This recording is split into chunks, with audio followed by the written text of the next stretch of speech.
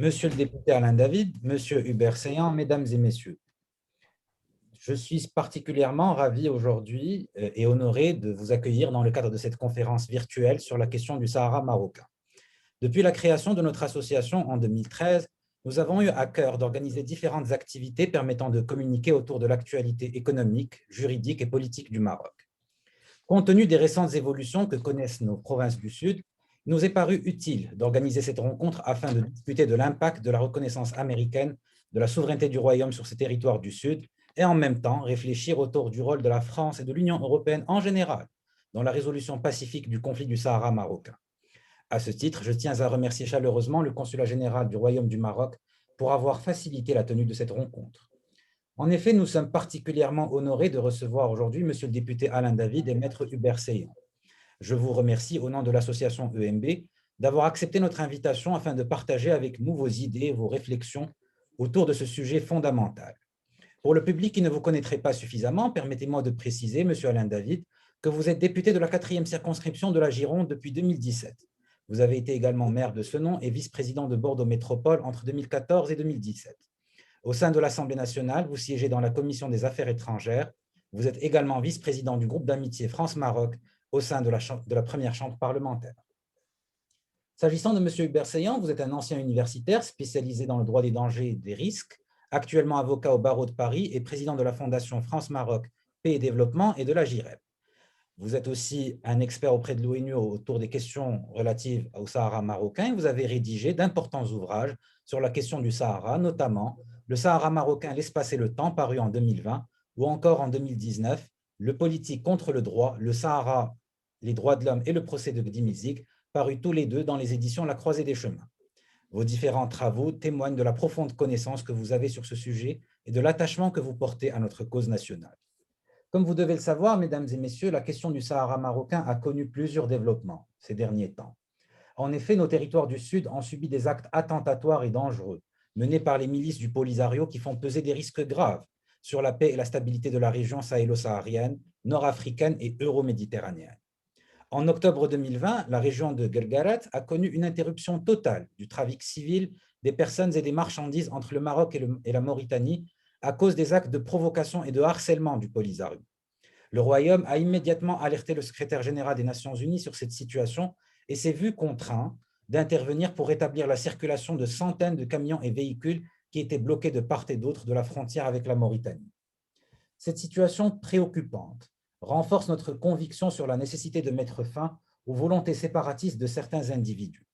Dans une région gangrénée par le terrorisme, l'instabilité politique et l'extrémisme religieux, le Maroc apparaît plus que jamais comme un havre de paix, un pays stable, où le droit et la sécurité règnent partout, où le dialogue et le partage des civilisations supplantent la haine et l'intolérance. De ce fait, la reconnaissance américaine de la souveraineté pleine et entière du Royaume du Maroc sur ces territoires du Sud constitue, à notre sens, une première étape invitant la communauté internationale à prendre le pas et à choisir la solution de la sagesse, celle de l'unité au lieu de la division, dans le cadre d'une autonomie renforcée et d'un droit à l'autodétermination proposé par le Maroc depuis 2007. À ce titre, je vais céder la parole à M. Hubert Seyan afin de traiter des enjeux et perspectives de la reconnaissance américaine de la souveraineté marocaine sur ces territoires du Sud, avant de donner la parole à M. Alain David afin de nous présenter le rôle de la France et de l'Union européenne en général dans la résolution du conflit du Sahara marocain. Je vous remercie. M. Hubert Seyan, à vous la parole. Juste avant de vous donner la parole, M. Hubert Seyan, s'il vous plaît, est-ce que vous pouvez activer votre micro? Votre micro est désactivé. Est-ce que vous pouvez l'activer?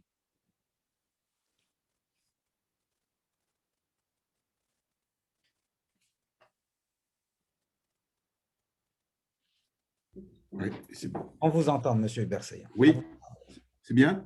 Oui, c'est bien. Parfait. Je vous remercie de votre propos introductif qui doit nous permettre en effet d'aborder ce sujet sous un angle très particulier. C'est celui des relations entre le Maroc et, si vous voulez, la France, l'Union européenne et bien sûr les États-Unis et puis je pense à l'ONU. Nous pourrions l'aborder sous tellement d'angles qu'il faut faire des choix. La question des relations du Maroc et de la France ne se pose plus. La France est au premier rang de l'amitié avec ce vieux pays, pour des raisons sur lesquelles je suis venu depuis longtemps. Mais aujourd'hui, il y a une actualité. L'actualité dont je veux parler est celle d'un procès qui est en cours aujourd'hui devant la Cour européenne de justice et qui est formé, ce procès a été formé par le Polisario, l'organisation Polisario. Et que dit le Conseil des ministres, que dit la Commission et que dit la France face à ce procès? Que le Polisario n'est pas légitime, voilà. Que le Polisario ne représente personne, n'a pas vocation à représenter les Sahraouis, le peuple, les populations du Sud. Voilà ce que nous disons. C'est très intéressant. Mais le procès est là. On instrumente, un droit qui est né, de la décolonisation. Je l'appelle le droit onusien, qui permet en effet d'engager toutes sortes de procédures. Voilà. On a un procès qui paraît très étonnant. De quoi s'agit-il? Il s'agit de dire que les accords que le Maroc passe avec l'Union européenne doivent être annulés concernant tous les produits, et notamment ceux de la pêche, qui viennent du Sahara. Voilà. Bon, c'est aussi bête que ça. Alors, moi, ce qui m'intéresse dans cette affaire,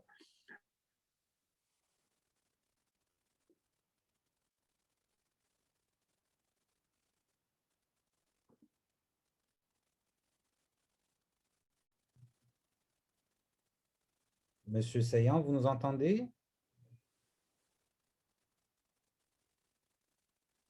Nous avons un problème de connexion avec Monsieur Saillant. voilà, j'avais été coupé. Oui, vous avez été coupé. On vous entend. Je reprends.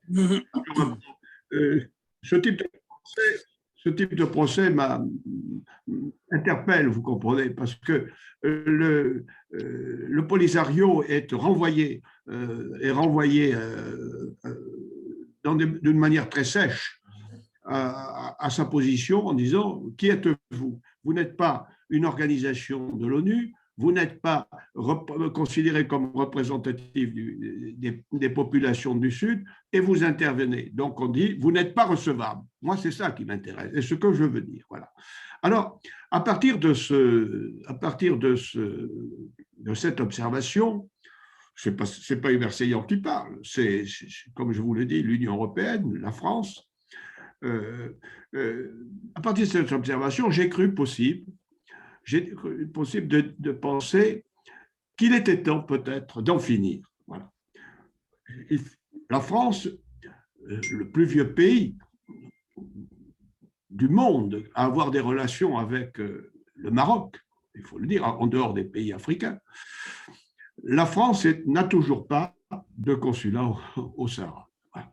Alors, je préside, vous l'avez dit, une fondation France-Maroc qui vise le Sahara, qui s'intitule Paix et développement, paix et développement durable, et j'observe qu'il y a des grands intérêts à ce que la France puisse avoir une représentation à l'Aïoun ou à Darla, indiscutablement.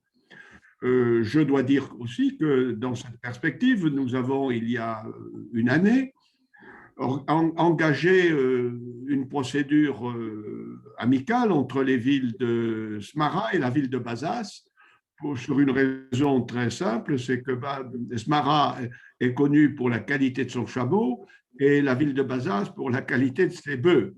Donc, on a engagé, si vous voulez, un rapprochement entre ces deux. C'est en cours. Il y a des intérêts économiques, il y a des intérêts culturels, et de ce point de vue, eh bien, je pense que la France devrait en finir et suivre le mouvement, parce que vous avez évoqué la représentation des États-Unis, mais celle-ci n'est pas, c'est pas une première, c'est un aboutissement. Il y a une quinzaine de pays qui ont établi des représentations à Darla et à l'Aïoun. Les États-Unis sont venus après. Mais je demande à la France, donc, dans un appel solennel, que j'ai adressé à mon ami, monsieur le député David, en souhaitant qu'il partage, il nous dira ce qu'il en pense tout à l'heure. Je l'ai adressé à un certain nombre de personnes, un appel solennel au président de la République pour que nous ayons une représentation sans trop tarder. C'est le bon sens, c'est le bon sens. Nous avons des intérêts français importants au Sahara marocain et nous n'y sommes pas. Bien sûr, nous avons un consulat à Casablanca, une ambassade à Rabat, mais enfin, voyez ce que je veux dire. Alors, je vais en rester là car, si vous voulez, cela montre que, je veux simplement montrer que le Maroc est un pays auquel on doit accorder une attention considérable parce que, si vous voulez, par le Sahara, il nous apporte une sécurité exceptionnelle. C'est la route, une sécurité et un circuit de développement exceptionnel. C'est la route de l'immigration, elle ne vient pas du Maroc, nous le savons, elle est bloquée. Le Maroc exerce un rôle déterminant et c'est une route de passage économique vis-à-vis de l'Afrique. C'est la seule route, ne l'oublions pas, c'est la seule route sécurisée qui va de Dunkerque à Dakar, qui peut aller de Dunkerque à Dakar. Alors, bien, les intérêts de la France, à ce point de vue, sont indiscutables et l'appel que je porte devrait être, j'espère qu'il aura des échos. Je m'arrêterai là et j'attends de mon ami, monsieur le député David, Alain David, qu'il nous dise à son niveau ce qu'il peut envisager et ce que l'on peut souhaiter. Voilà, merci.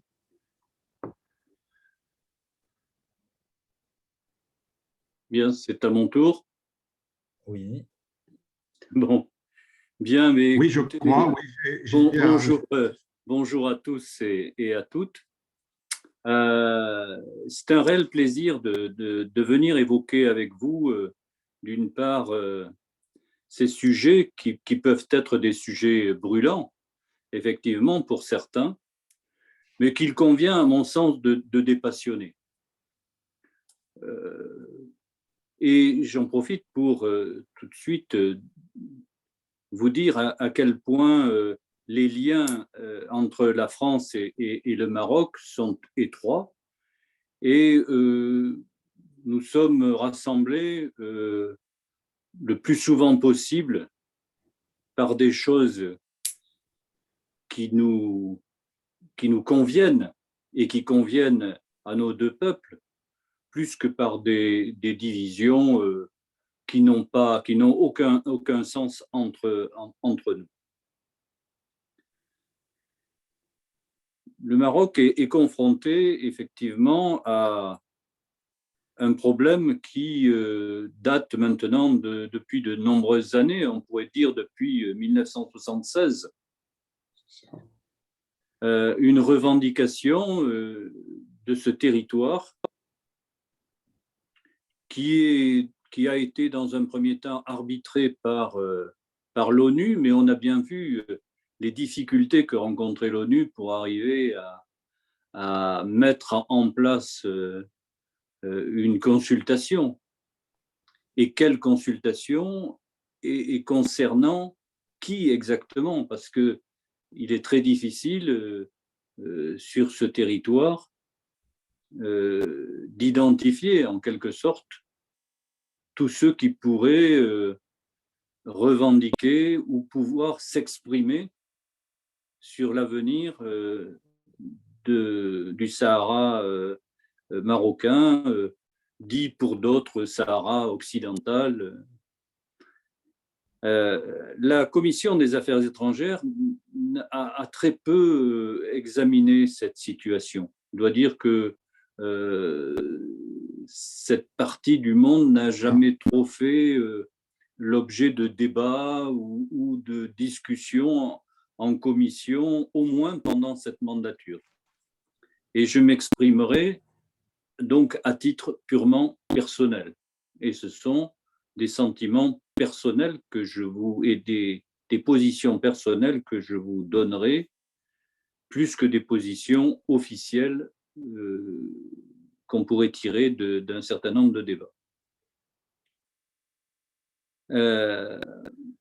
En ce qui concerne la position que l'on peut avoir par rapport à ce territoire, je pense que le Maroc est légitime pour revendiquer ce territoire, pour plusieurs raisons. D'abord, des raisons qui tiennent à l'histoire, à l'enracinement de deux territoires qui sont à une proximité immédiate et qui concernent des peuples à la fois très proches et qui ont eu l'occasion dans le passé de pouvoir sceller des accords et qui étaient bien avant les relations qu'a pu avoir la France avec le Maroc, des relations ancestrales qui font que des racines ont été tissées et des accords qu'on pourrait qualifiés de tribaux à l'époque ont été scellés. La Commission internationale, elle, statue par rapport au droit international, mais qui peut difficilement, enfin, qui est en contradiction quelquefois avec les accords qui ont pu être tissés dans le temps et qui tenaient compte plus des usages et des relations qu'avaient les peuples que les règles que se sont fixées les pays. Un autre point important, c'est le problème de la sécurité. Le Maroc est la porte de l'Afrique, mais c'est aussi la porte de l'Europe. Et vous connaissez l'engagement de la France, en particulier au Sahel, pour maintenir la sécurité et lutter contre le terrorisme. Et nous pensons, je pense, que le Maroc est le plus apte à nous protéger de toute intrusion et de tout développement du terrorisme dans cette province, dans cette partie de l'Afrique. C'est un point de vue personnel, mais s'il était besoin, que je pourrais à la fois développer et défendre. En ce qui concerne la représentation diplomatique française, je pense que la France doit suivre les pays qui se sont d'ores et déjà engagés par une représentation diplomatique. Il faut que la France, qui est un grand pays ami du Maroc, soit présente et puisse avoir une représentation forte dans cette partie. Voilà, dans un premier temps, ce que je voulais dire. Pour moi, c'est un problème de sécurité. C'est un problème aussi de stabilité à l'intérieur du Maroc. Parce que je pense que une grande majorité des Marocains pensent et désirent que le Sahara, que cette partie du Sahara soit marocaine.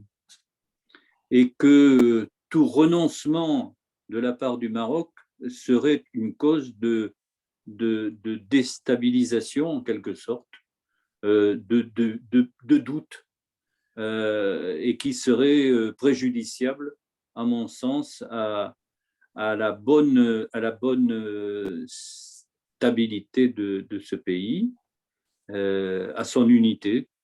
Et je pense que nous avons intérêt à ce que le Maroc conserve à la fois force et stabilité, ce sont des éléments importants dans les relations que nous avons.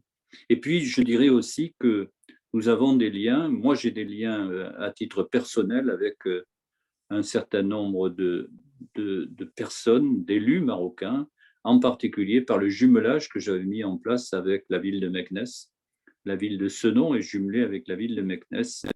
Et mes frères de Meknès sont toujours présents dans mes pensées et nous avons des relations très fréquentes, très, très constructives, à la fois dans le partage que nous faisons au niveau de nos collectivités, mais aussi dans la formation de nos personnels, dans la vie associative, sportive, culturelle.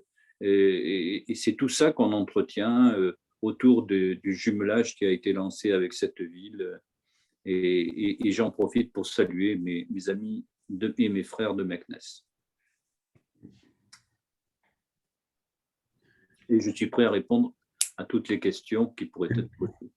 Bien sûr. Monsieur Saillant, vous voulez ajouter quelque chose ou... Bien, je suis sur une autoroute pour pouvoir ajouter quelque chose grâce à ces propos très encourageants d'Alain David. Meknès, évidemment, ils sont au cœur. Il faut savoir quand même que Meknès est au nord. Eh bien, c'est bien la preuve. Et oui, c'est bien la preuve. Ils sont très éloignés. La vieille ville impériale, Moulay, n'est-ce pas, du grand monarque, qui avait des relations déjà avec Louis XIV et avec sa famille. Donc, on sent bien que là, la France et le Maroc ne sont pas des pays, ce sont des pays frères. Quand j'entends David parler de mes frères, moi je pourrais le dire de la même façon avec d'autres Marocains, mais surtout, c'est également ce qu'avait dit Lyautey en parlant des relations entre la France et le Maroc. Il a toujours pensé qu'il y avait quelque chose de particulier, et ne serait-ce que parce que le Maroc est un pays historique qui a plus de 1000 ans, qui a l'ancienneté de la vieille France. C'est à peu près ça. Et le Maroc est né en 711 à peu près, ce qui montre dans sa structure d'aujourd'hui en tant qu'empire. Alors, il y a des liens très étroits entre la France et le Maroc, ça c'est indiscutable, et je souhaite que nos amis français aient bien conscience que la question du Sahara marocain, c'est une question marocaine. Ce n'est pas une autre question, ce n'est pas une question onusienne, c'est pas tout ceci, ça a été construit de toutes pièces, je l'ai dit 1000 fois, mais il faut que les Français le sachent, puisque nous nous adressons aux Français. Ça a été construit en 1976, comme l'a dit Alain David, parce que c'était l'Espagne qui avait fait du Sahara une colonie, ce n'était pas un protectorat, n'est-ce pas? C'était une colonie, elle est partie, un peu contrainte et forcée, à la mort de Franco d'ailleurs, hein, ça s'est passé, voilà. Et à cette période, eh bien, il y avait la guerre froide. Il y avait la guerre froide, les communistes et le monde dit libre, n'est-ce pas? Et l'Algérie avait opté pour les pays de l'Est. Elle était dans le giron de l'URSS de l'époque encore. Et puis voilà. Bon. Et donc, il y a eu immédiatement un contentieux qui s'est établi. Puis, il y avait des intérêts. Pouvoir accéder à l'océan Atlantique pour l'Algérie, c'était important. Donc, faire un État croupion, comme je l'ai dit, ou alors en faire une wilaya, c'était ça l'objectif de l'Algérie. Bon, et il y a eu un contentieux qui existe encore, qui est donc un contentieux de notre temps. Pourquoi? Bien parce que il suffit d'aller au Sahara, de voir ce qu'il est.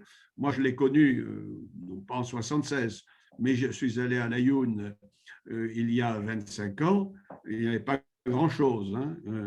Il y avait les baraquements laissés par les Espagnols, il n'y avait pas de route, il n'y avait rien. Ça, nous le savons. Donc, il faut comprendre ce qui s'est passé. Alors, Alain David a abordé la question démocratique. Voilà.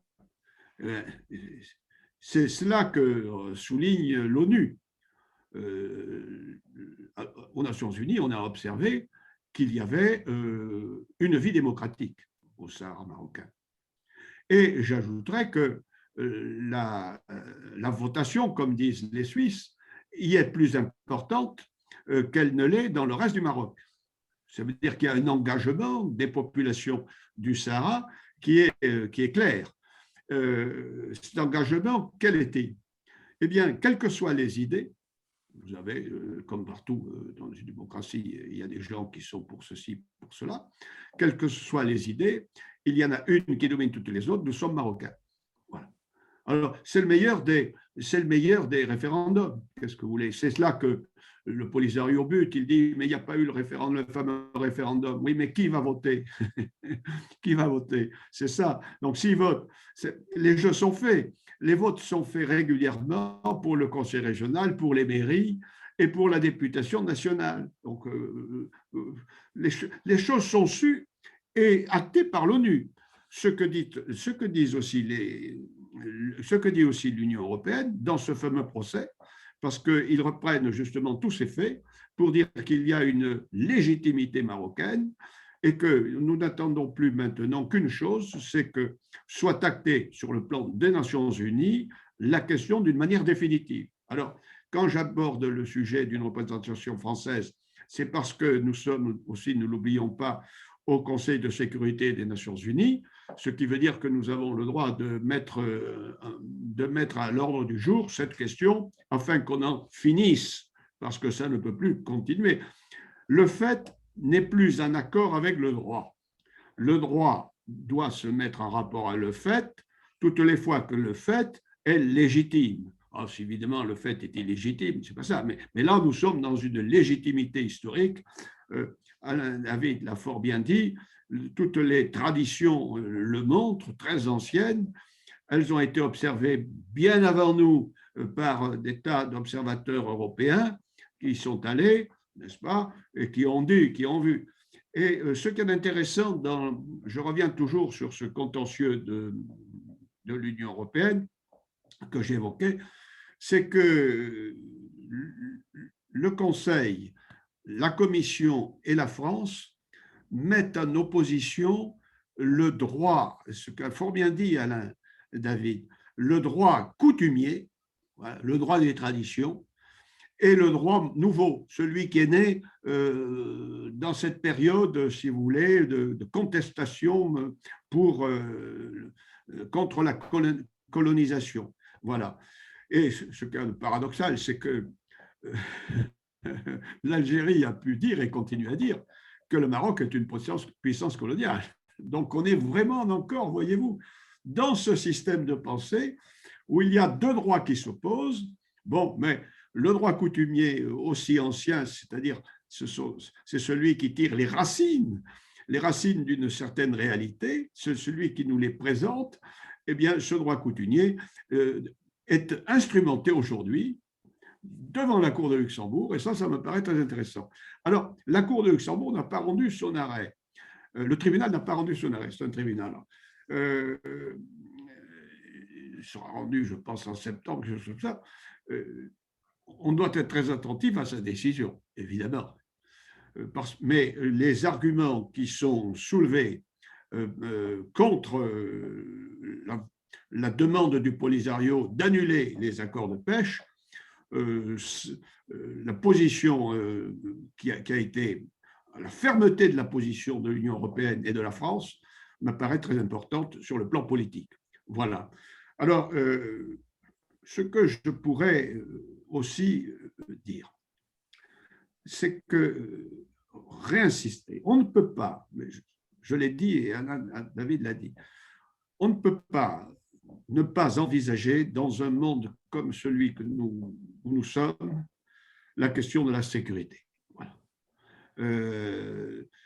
Imaginons ce que serait la sécurité dans cette partie de l'Afrique et pour l'Europe si nous avions un État croupion sans aucune autre structure que celle de ce territoire, avec quelques bandes qui viendraient prendre le pouvoir tout étant ouvert aux tribulations mafieuses et criminelles du Sahel, imaginons ce que serait notre sécurité. Voilà.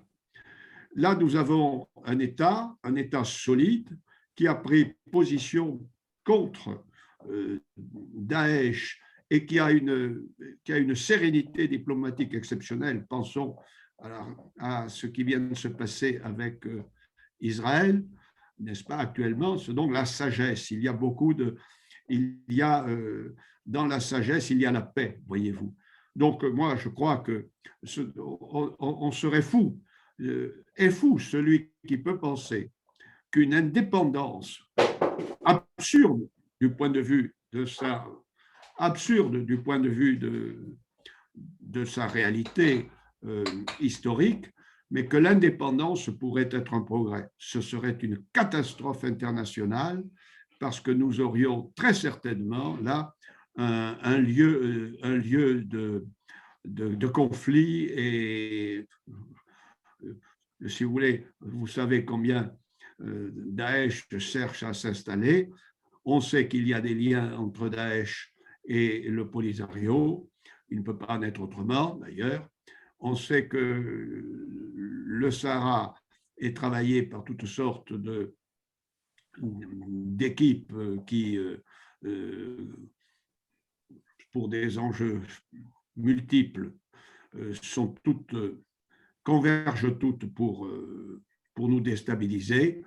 Donc, soyons sages. Le Sahara marocain, c'est la condition de notre futur. Oui, merci. Je vous remercie, monsieur Saillant. Et si vous me permettez, je vous poserai juste quelques questions à vous d'abord et ensuite à monsieur le député concernant le rôle de l'Algérie actuellement. Vous voyez que depuis la reconnaissance des États-Unis de la souveraineté du Royaume du Maroc sur ses territoires du Sud, on assiste à un véritable changement au niveau du ton, au niveau des revendications, au niveau du dialogue, qui paraît être de plus en plus rompeux entre les deux pays. Pensez-vous possible de raisonner l'Algérie sur cette question du Sahara marocain et leur demander de revenir à la raison, c'est-à-dire celle de l'unité au lieu de la division? Et comment peut-on dialoguer avec un pays comme l'Algérie où on doit prendre en considération deux éléments? C'est la fraternité qui existe entre les deux peuples et c'est aussi le dialogue un peu sourd des dirigeants algériens vis-à-vis de la bonne volonté des Marocains. Donc, comment peut-on articuler ces relations-là dans le sens d'une résolution pacifique du conflit? Vous venez de poser la question dans des termes parfaits, parce que vous avez parlé des dirigeants et vous avez parlé du peuple. Il faut que vous sachiez que j'ai des liens avec l'Algérie. J'ai eu des liens avec l'Algérie importants, pour des raisons simples, c'est que j'ai eu des étudiants qui sont devenus des universitaires et qui ont créé en Algérie des enseignements. Donc, on m'a demandé plusieurs reprises d'aller là-bas pour suivre, accompagner le développement de ces enseignements. Je travaillais sur les risques et c'est sur ces sujets. Il y a très peu de temps, très peu de temps, 2014, j'étais à l'université de Badna, dans l'Est. Pour ceux qui ne le savent pas, c'est au sud de Constantine, pas loin de la Tunisie. Et l'année suivante, en 2015, j'étais à l'université d'Oran, donc là, à l'ouest, auprès de la frontière marocaine. Et je peux dire que dans les deux cas, ayant abordé la question du Sahara, dans les deux cas, j'ai rencontré des populations qui disaient « mais on s'en fout, ce n'est pas notre sujet ». À l'Est, ils ne pensaient même pas que ça pouvait exister. Ils connaissaient mal. Ils voyaient qu'il y avait des discordes, mais ils connaissaient très mal. À Oran, en revanche, ils connaissaient la question parce qu'ils regrettaient de ne pas avoir l'accès à la frontière. Et certains m'ont dit, pour aller à Casablanca, il faut qu'on aille prendre l'avion à Alger. Alors qu'avant, nous pouvions prendre la route et nous y étions tout de suite. C'est pour vous dire qu'en fait, il faut distinguer les dirigeants et les peuples. C'est souvent le cas, mais l'Algérie n'est pas une vraie démocratie, il faut bien le dire. Elle est gérée des généraux. Puisque vous me parlez de l'Algérie, je me dois de dire que je suis l'avocat d'un des dirigeants du Polisario, Ahmed El Raïl. C'est sa famille qui, enfin, c'est pas lui qui m'a contacté, puisqu'on ne sait pas où il est, mais c'est sa famille qui vit dans le sud et dont un des fils vit à Mont-de-Marsan, tout près de chez nous, à Bordeaux. Et donc, ils m'ont confié la défense des intérêts de leur père. De quoi s'agit-il? Ahmed El Raïl a été enlevé en 2009 à Alger. Il est le numéro 2 du Polisario. Voilà. Et il va faire une conférence à l'université. Il est à Alger. Il est à l'hôtel. Il est enlevé. On ne le reverra pas. Si un de ses fils le reverra 2 mois après dans une prison de la sûreté intérieure. Et puis on ne le reverra plus. Alors, j'ai fait ce que doit faire un avocat dans ces cas-là. J'ai essayé de savoir s'il était vivant, parce qu'on ne sait pas, ou s'il était mort. J'ai écrit au procureur général d'Alger, j'ai écrit à monsieur l'ambassadeur d'Algérie en France, j'ai contacté la Croix-Rouge, je n'ai eu aucun écho. Je n'ai eu aucun écho. Simplement, il y a eu des réunions depuis qui se sont passées, notamment à Tindouf, entre la famille qui vit toujours là-bas, sa femme, quelques-uns de ses enfants, et quelques officiels et officiers algériens. J'ai eu cette information. Il serait vivant. Je dis, il serait vivant. Donc, je lance là encore, depuis la France, un appel aux instances officielles françaises pour que, par la voie diplomatique, nous puissions avoir quelques informations sur le sort de ce monsieur, je rappelle, Ahmed El Raïl. Voilà. C'est un intellectuel, c'est un type de grande valeur. Et au passage, je dirais ceci. La famille de Tindouf ne m'a pas saisi. Mais les frères me disent ceci. Elle ne le peut pas. Elle n'en a pas la possibilité. Parce qu'elle n'a pas la liberté. Et se pose donc une question. C'est celle de la liberté des Marocains qui sont encore dans la région de Tindouf. Voilà. La question est posée. Ce n'est pas une question simple. Puisque j'ai la chance d'avoir en face de moi le député Alain David, je lui dirais que Mme Mitterrand, avec sa fondation, avait, il y a je ne sais plus l'année, 25 ans, avait, il y a 25 ans, établi la réalité de cette situation.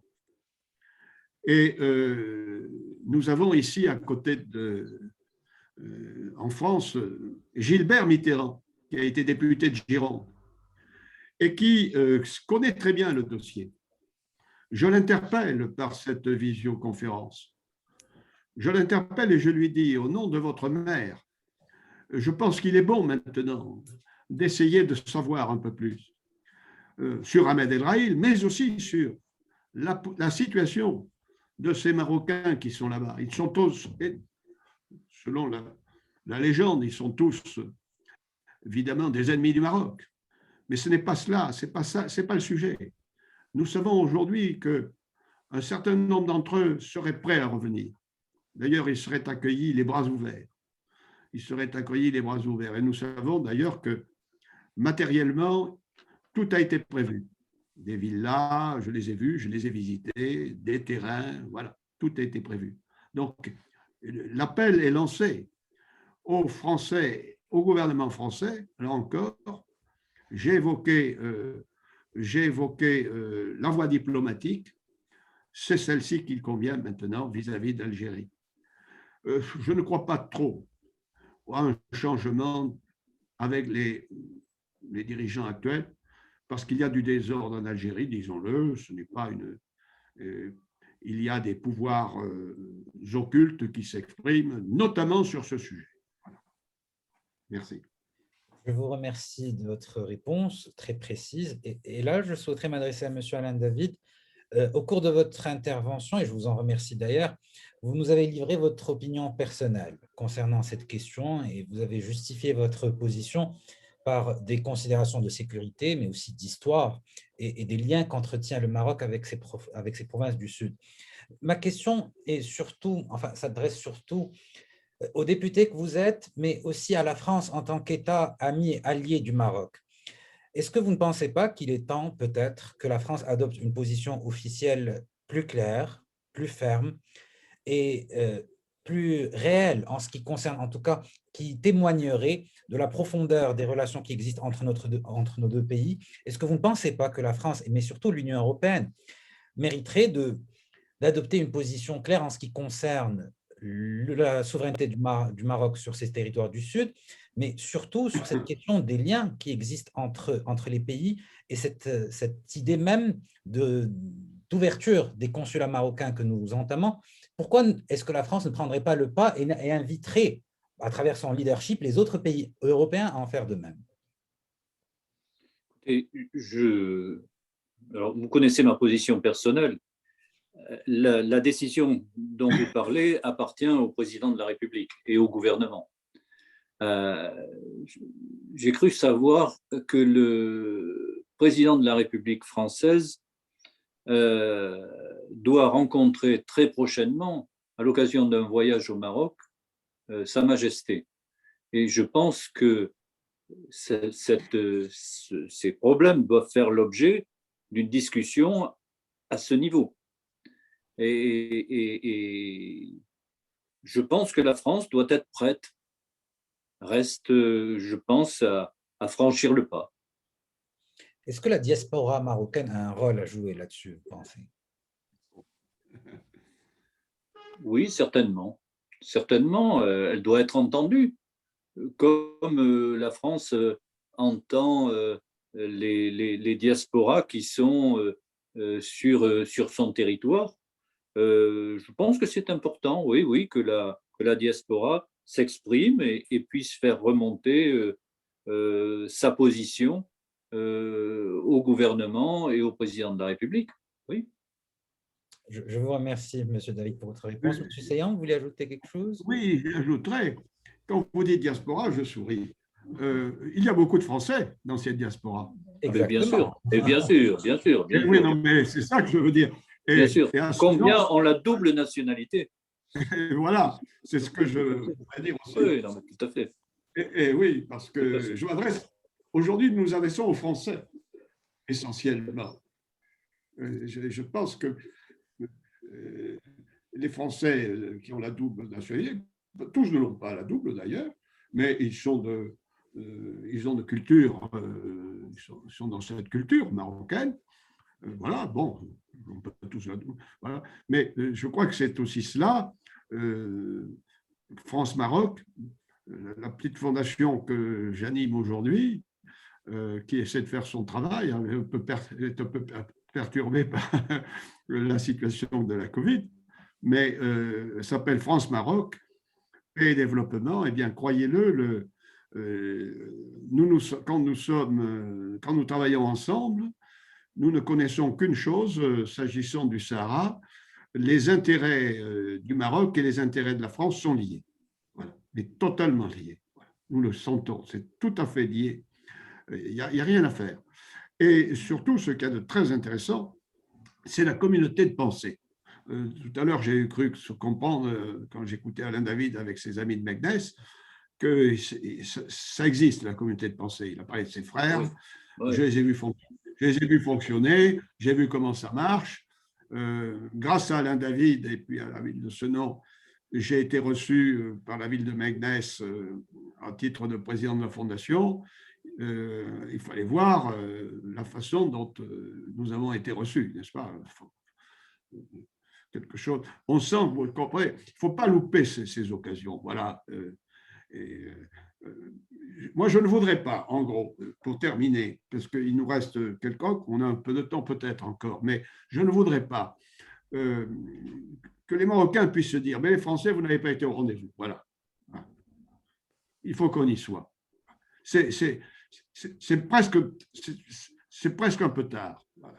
Mais c'est jamais trop tard quand on fait les choses. Voilà. Mais c'est presque un peu tard. Il faut le faire. C'est maintenant. On ne peut pas attendre. Nous y sommes en plus. Je viens de recevoir, après mon appel au président de la République, qui a été publié,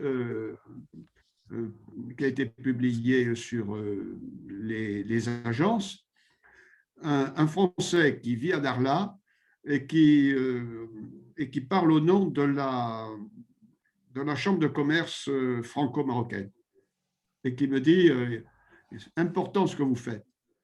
Voilà. Et qui m'invite à venir dès que nous irons là-bas, mais nous n'y sommes pas. Voilà. Mais c'est pour vous dire, on sent qu'il y a il y a la Chambre de commerce franco-marocaine qui est à Darla. Voilà. Et qui dit c'est ce qu'il faut faire. Voilà. Moi, j'aurais une question à poser à Alain David, peut-être. Il parle au nom, à titre personnel, oui, mais dans sa sensibilité politique, il y a énormément de gens qui pensent comme lui, comme Alain David, députés ou anciens ministres, et lesquels. Alors, j'aimerais savoir, Alain, si vous pensez que du fait de votre présence à la Commission des affaires étrangères, vous n'avez pas une influence qui pourrait être déterminante sur ce sujet. Je pense que c'est un sujet qui peut être mis à l'ordre du jour, effectivement, d'une séance de la Commission des affaires étrangères et que nous puissions auditionner justement les parties prenantes dans ce conflit et d'entendre la réalité quoi, du terrain, voilà, de façon à ce que les commissaires puissent se faire une opinion pour ceux qui n'en ont pas encore et la conforter pour ceux qui sont encore dans le doute.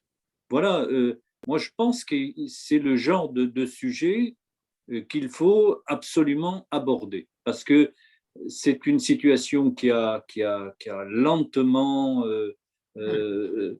qui s'est prolongée parce que les uns et les autres ne voulaient pas prendre parti, parce que c'est vrai qu'entre l'Algérie, entre le Maroc, il y a toujours ces vieux conflits qui sont qui mériteraient d'ailleurs d'être aplanis. Il faudrait que un jour ou l'autre, les deux pays arrivent à aplanir leurs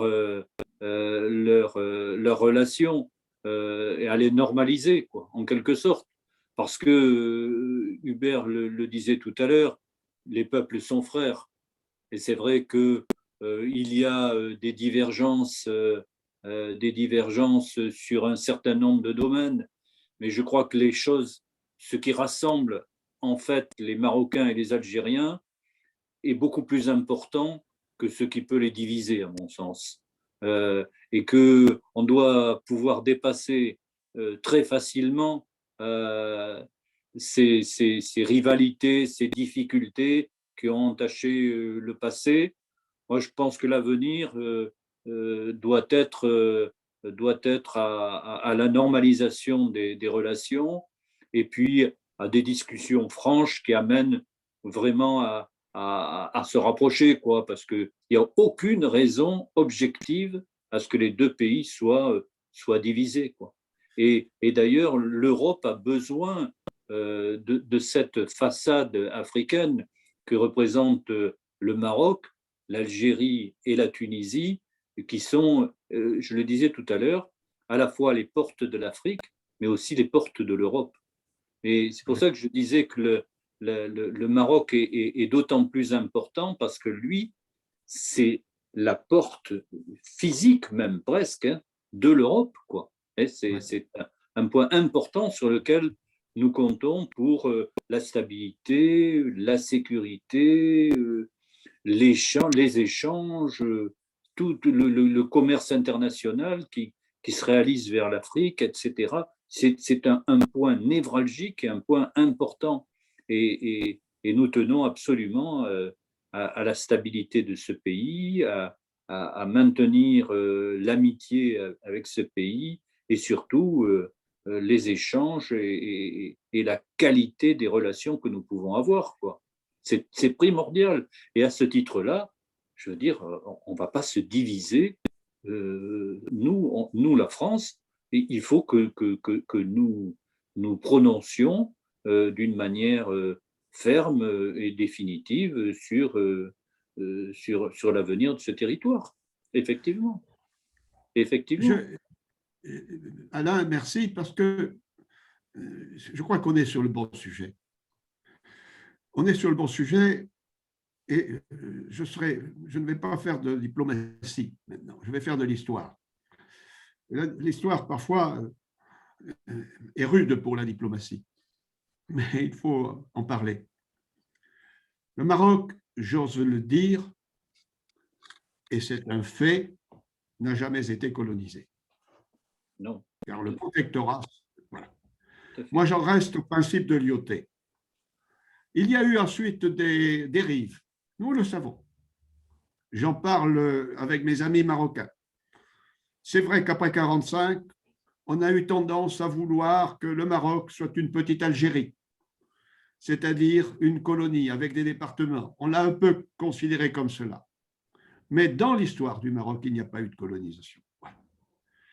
Quand Lyautey était en 1900, avant le protectorat de 1912, Lyautey avait bien dit les choses. Il avait dit, on ne peut pas comparer ces deux pays, l'Algérie et le Maroc.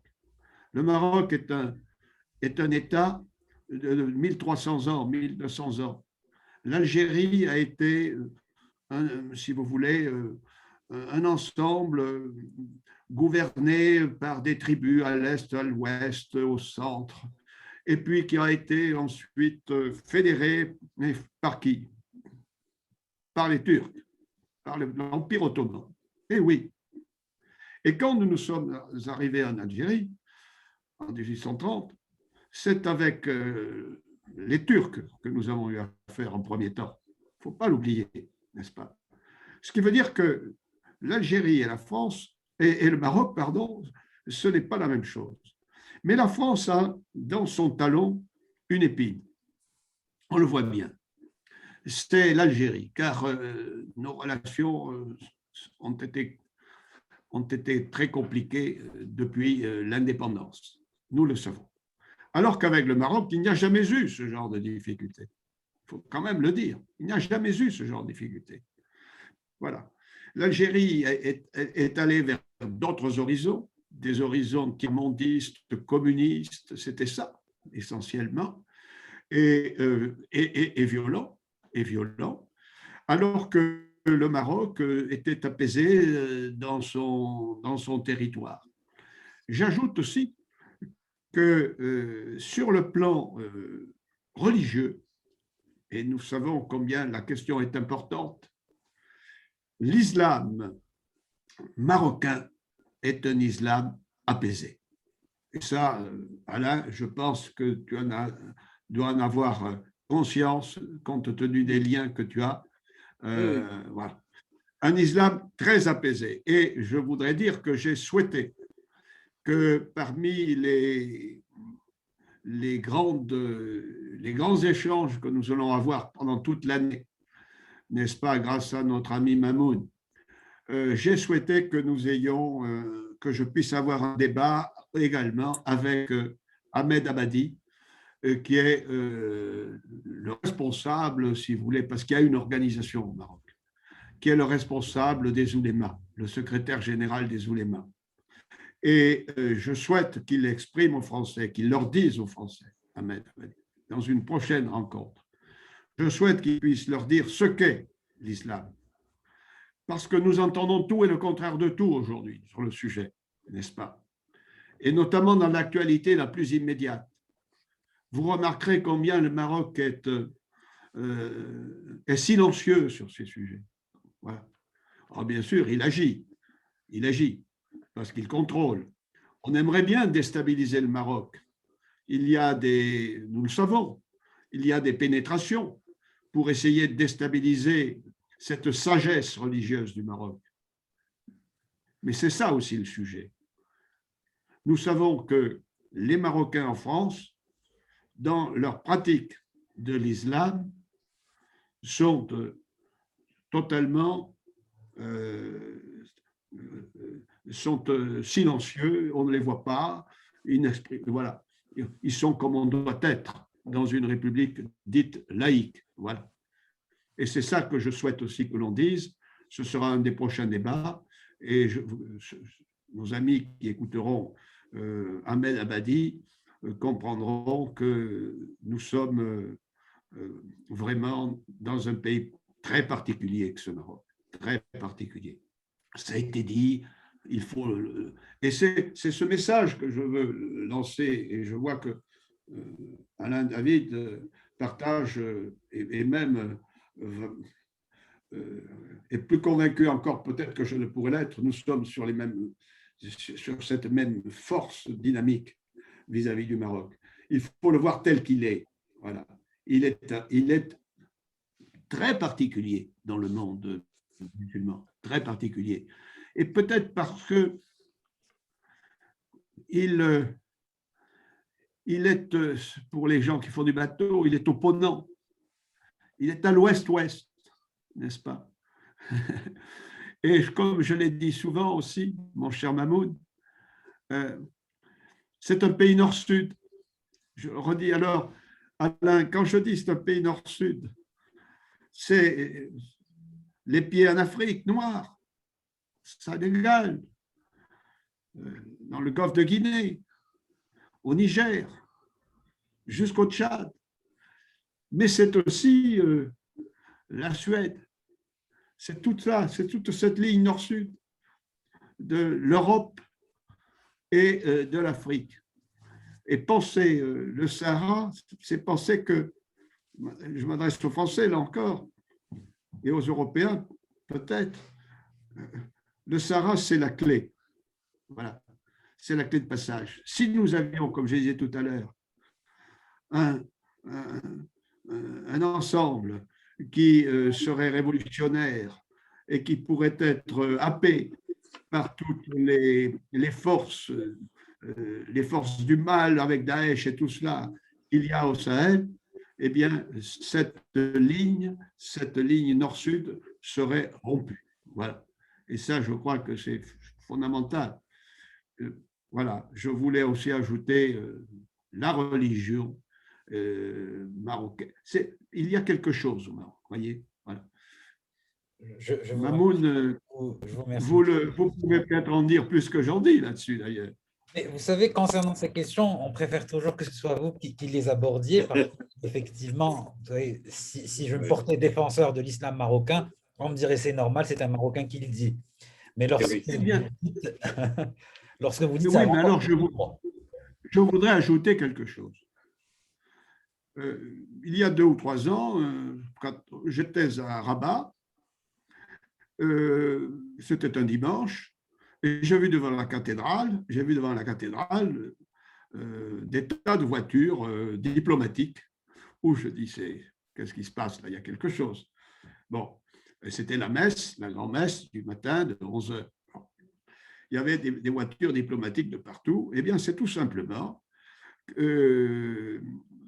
on fêtait le jubilé du pape François, les 3 ans, voilà, son jubilé. Eh bien, il y avait toute la représentation marocaine, mais aussi toutes les ambassades au Maroc et de toute religion confondue. Voyez-vous. Alors, il y avait bien sûr les musulmans, il y avait les protestants, il y avait les catholiques. Mais c'était à Rabat. Et j'ai trouvé que ça, c'était très symbolique, si vous voulez.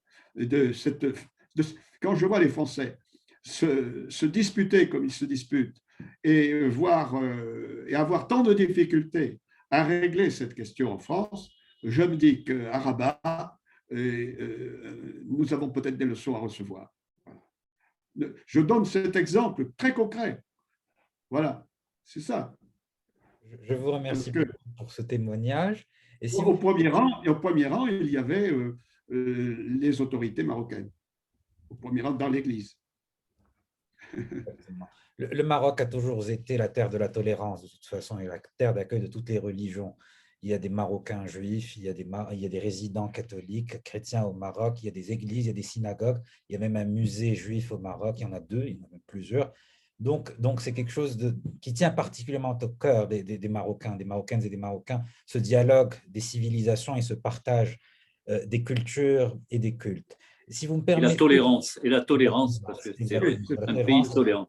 Et de vivre ensemble.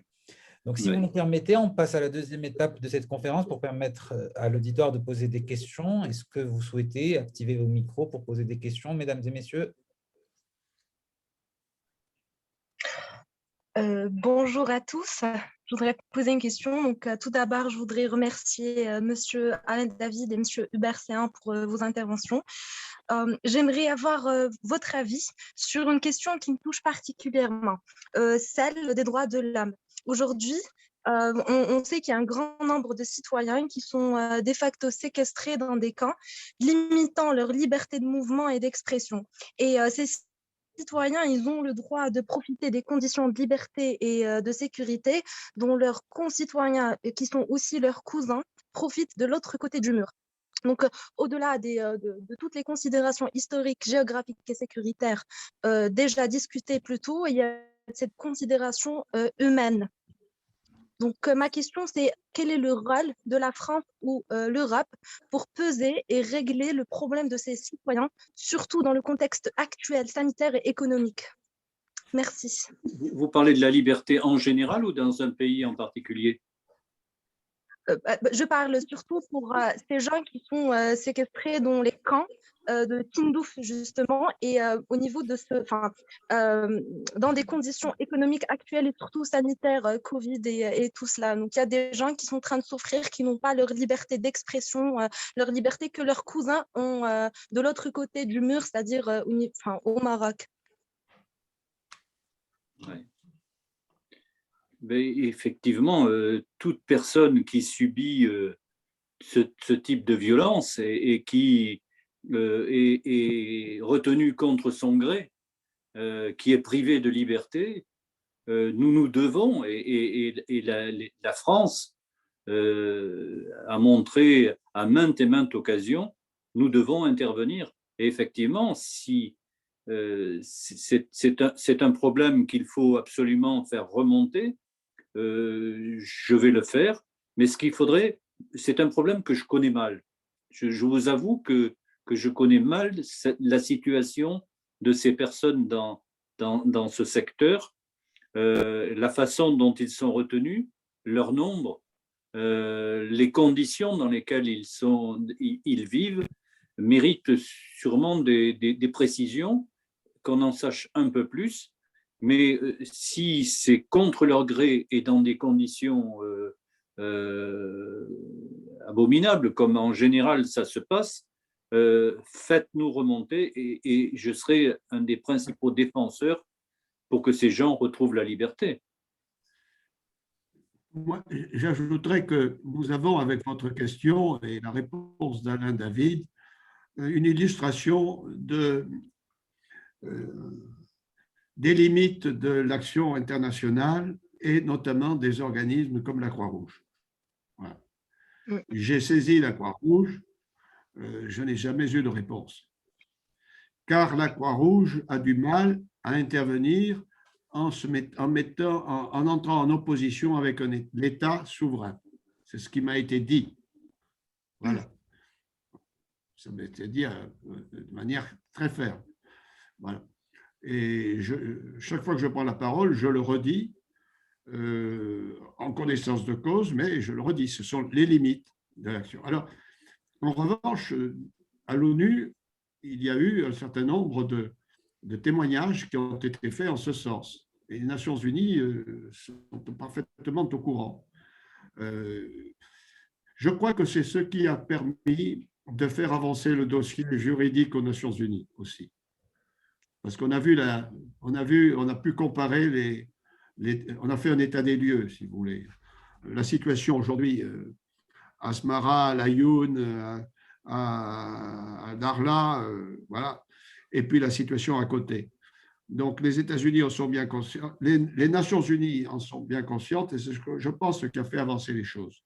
Parce que la position aux États-Unis, on ne va pas faire du juridisme maintenant, ce n'est pas le moment, mais a bien avancé quand même. Hein. Il faut le dire, on n'en est pas aux années 60, quand on balbutiait et qu'on ne savait pas trop ce qu'il en était, c'était la décolonisation qui comptait. Bon. Aujourd'hui, les affaires sont beaucoup plus claires.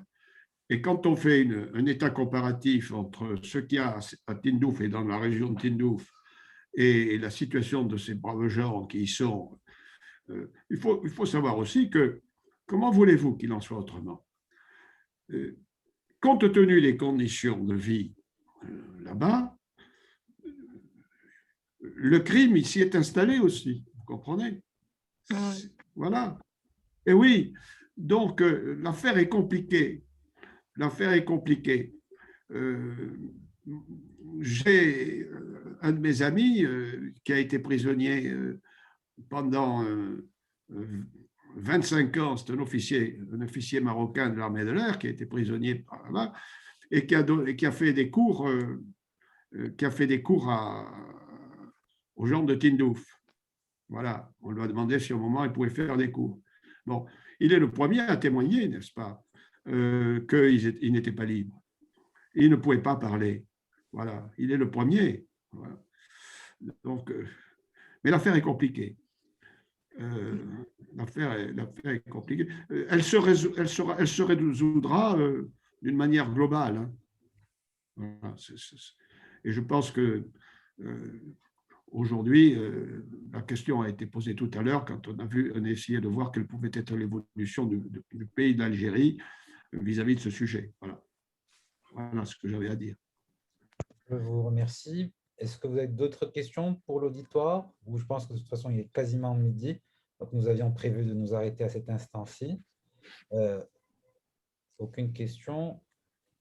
OK, donc permettez-moi de conclure cette journée ou cette matinée en vous remerciant encore une fois, M.